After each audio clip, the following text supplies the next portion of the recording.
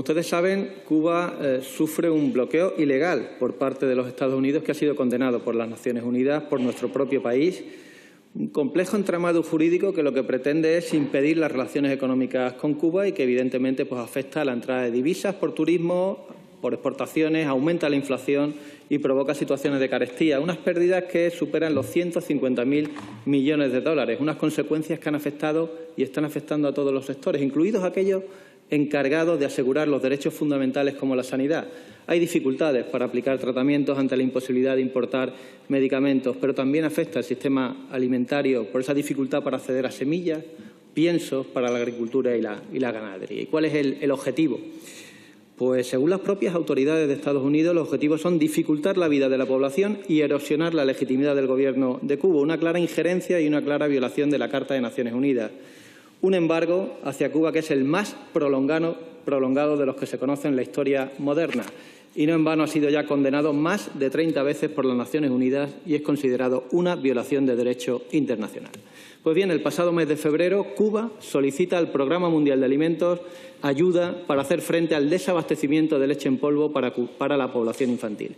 Una causa de desabastecimiento y es que las importaciones han sido insuficientes para garantizar 1 kilogramo de leche en polvo mensual a cada menor de 7 años. Es decir, la situación actual de escasez de un alimento básico como la leche está impactando significativamente en la seguridad alimentaria y nutricional infantil. Creo que los lazos de España con Cuba, que son estrechos y profundos, no en vano la cooperación española lleva más de 30 años contribuyendo al desarrollo de Cuba y podemos estar orgullosos como país de ser uno de los principales donantes, tiene que tomarse este llamamiento en serio. Creemos que la situación actual es importante, que el Gobierno ayude a través de la Agencia Española de Cooperación para el Desarrollo, en coordinación con el Programa Mundial de Alimentos, a fin de superar este desabastecimiento de leche para la infancia en Cuba. Y además también consideramos que, siendo España un país con excedentes lácteos, se pueden establecer fórmulas de colaboración que impliquen a otras administraciones al sector lácteo en el marco de un programa de cooperación a largo plazo para ese suministro de leche en polvo destinado a la población infantil cubana. Nada más. Escuchando a la portavoz de Vox, se da uno cuenta del flaco favor que se hace a la causa por la erradicación de la mutilación genital femenina desde discursos que estigmatizan a comunidades, desde discursos abiertamente racistas.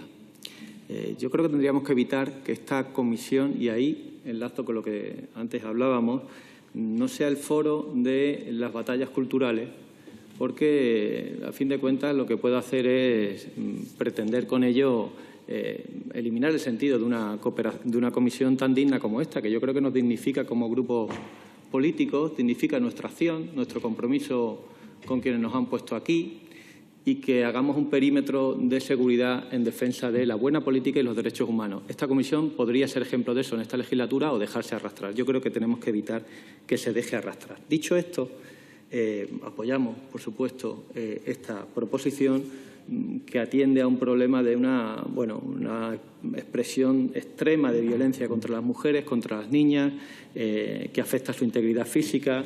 Un problema en el que confluye, como decíamos, vulneración de derechos, pero también confluye en nuestro compromiso moral para evitar esas prácticas tradicionales discriminatorias, dolorosas para las mujeres, degradantes.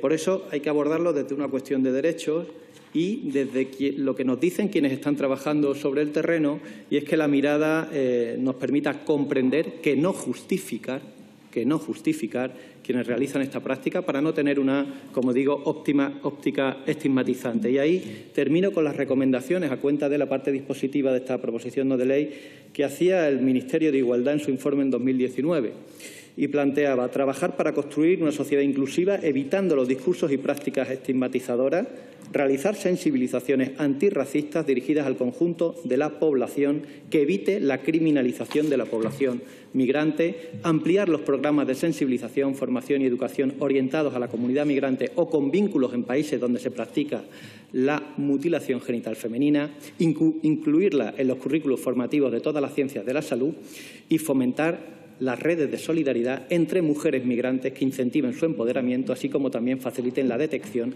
y abordaje de las violencias machistas. Nada más. Mucha brevedad también. Yo discrepo en la apreciación que hacía su señoría, pero seguro que discrepo desde la coincidencia, aunque parezca una paradoja. Yo creo que sí hay política y sí hay que meter política en estos debates.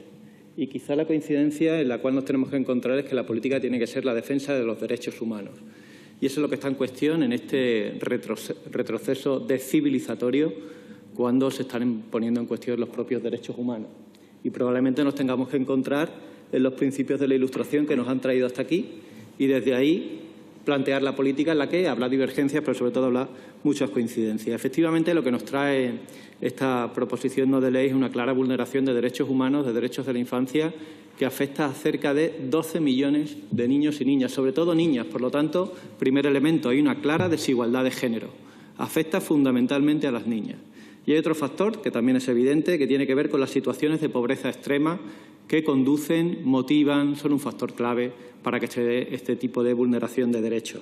Y lo dice la Agencia de las Naciones Unidas para los Refugiados, y es que entre las familias refugiadas se da muchas veces esta práctica como una salida de supervivencia. Y pongámonos en la piel de ese padre, de esa madre, que en muchos casos la única solución para que su hija tenga un plato de comida sea entregársela a otra familia para casarla con un varón. Por lo tanto, muy lejos de la voluntad libre de quien pueda entender que esto se hace de esa manera, sino como salida desesperada en muchos de los casos.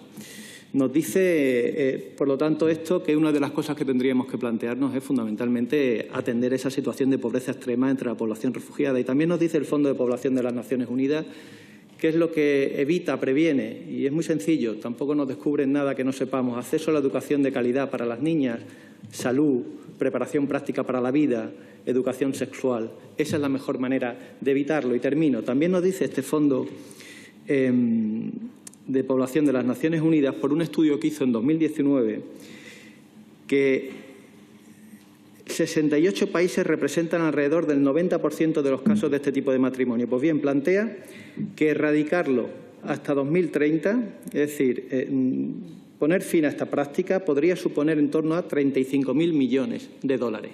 Para que nos hagamos una idea, $600 por cada niña que se evitase en una situación de matrimonio infantil. Por lo tanto, es una cuestión de voluntad política. Nada más. Votaremos a favor de esta proposición no de ley.